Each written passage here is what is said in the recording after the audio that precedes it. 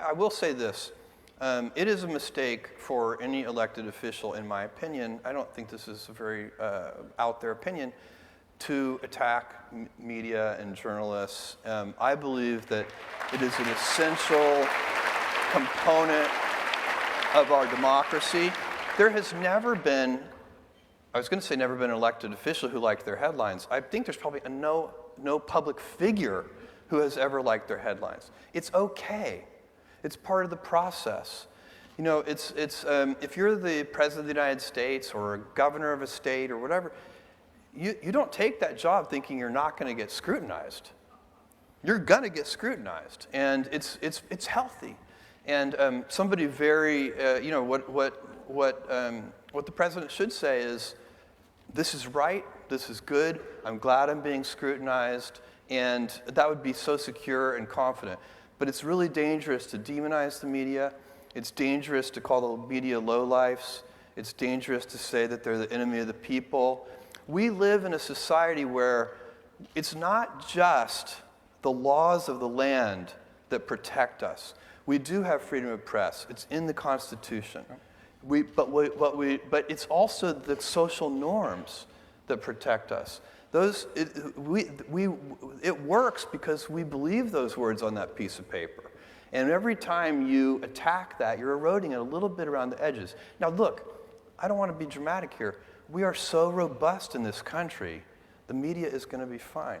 We're going to push through this. And by the way, Marty Barron would tell you, this is a super important point. He will always say, when he meets with the newsroom, I've heard him say it many times, I say it myself when I meet with journalists at the Washington Post. Marty says, the administration may be at war with us. We are not at war with the administration. Just do the work.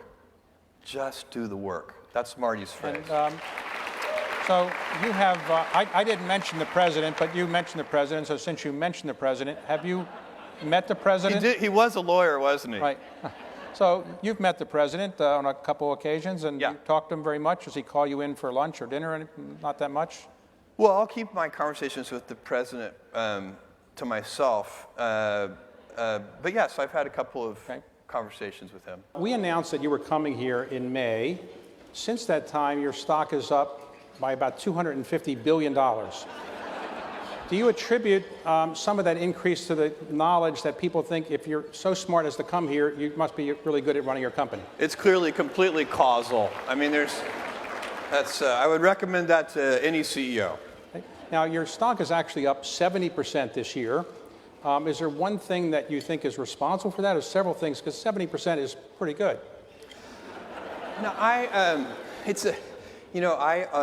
have been lecturing. We have all hands meetings at Amazon, and for 20 years, ever since we've been public, 21 years now, in 1997, at almost every all hands meeting, I say, look, when the stock is up 30% in a month, don't feel 30% smarter.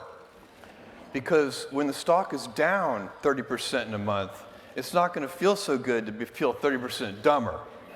And that's what happens. You know, the great quote that Warren Buffett brings up all the time, but Benjamin Graham said, which is, in the short run, the stock market is a voting machine. In the long run, it's a weighing machine. And what you need to do is operate your company in such a way, knowing that it will be weighed one day, and just let it be weighed.